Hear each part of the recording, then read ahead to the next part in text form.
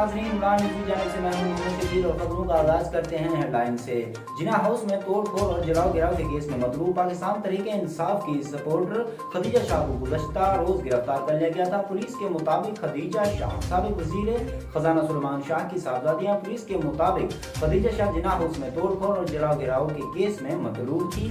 खदीजा शाह अमरीकी शहरी और उन्होंने कहा कि ऑडियो पैगामात में कि मैं बेकसूर हूँ और मुझे छोड़ दिया जाए। आज खदीजा शाह को इंसदाद दहशतगर्दी अदालत में पहुंचा दिया गया है। तमाम 2 घंटे गुजरने के बाद भी अदालत पेश नहीं किया जा सका। घुटन और हबस से खदीजा का जेल वेन में बुरा हाल हो गया। मीडिया रिपोर्ट्स के मुताबिक खदीजा शाह ने कहा कि वो दमा की मरीजा हैं, शदीद गर्मी सांस लेने में मुश्किल हो रही है। खबरों से इतना ही। मजीद खबरों के लिए हमारे चैनल को सब्सक्राइब करें। अल्लाह हाफिज़।